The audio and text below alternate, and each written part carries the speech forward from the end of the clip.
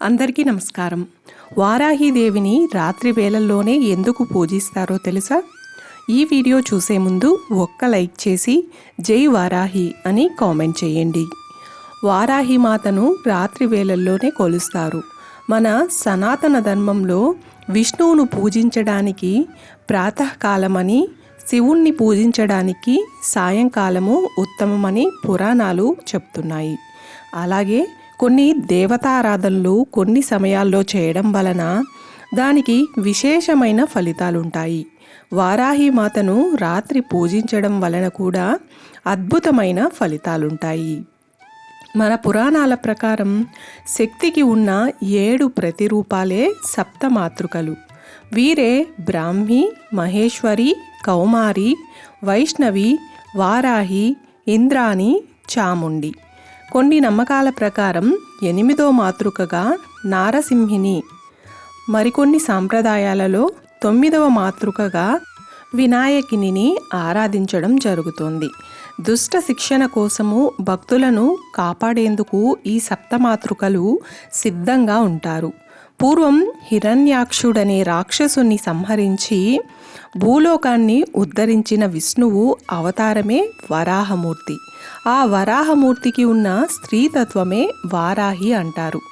దేవి భాగవతం, మార్కండేయ పురాణం, వరాహ పురాణం వంటి పురాణాలలో ఈమె ప్రసక్తి కనిపిస్తుంది. ఆయా పురాణాల్లో అంధకాసురుడు, రక్తబీజుడు, శుంభ నిశుంభులు వంటి రాక్షసులను సంహరించడంలో ఆమె పాత్ర ఎక్కువగా కనిపిస్తుంది. వారాహి రూపం ఇంచుమించు వరాహమూర్తినే పోలి ఉంటుంది. ఈమె శరీర ఛాయను నల్లని మేఘవర్ణంలో ఉన్నట్లు పేర్కొంటారు. సాధారణంగా ఈ తల్లి వరాహముఖంతో 8 చేతులతో కనిపిస్తుంది. అభయ వరద హస్తాలతో శంఖము, పాశము, హలము వంటి ఆయుధాలతో దర్శనమిస్తుంది.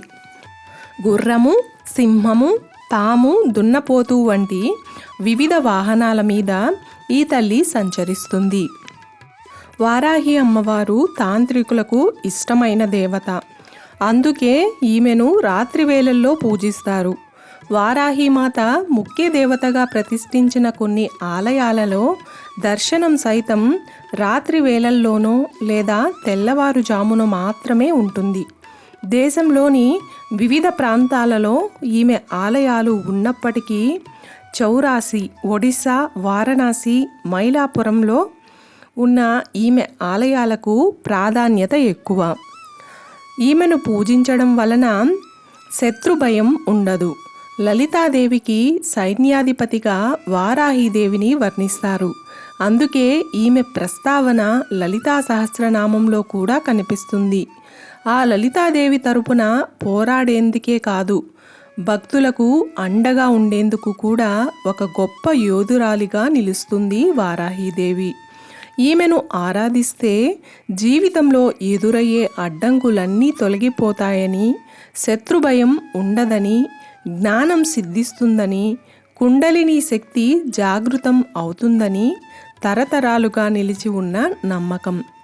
వారాహిదేవి పేరు ఉన్న మూల మంత్రాలను, అష్టోత్తరాలను పఠిస్తే సకల జయాలు సిద్ధిస్తాయి.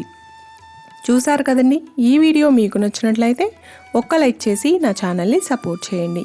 ఇంకా మరెన్నో ఇంట్రెస్టింగ్ వీడియోస్ కోసం నా ఛానల్ని సబ్స్క్రైబ్ చేయండి. Thanks for watching.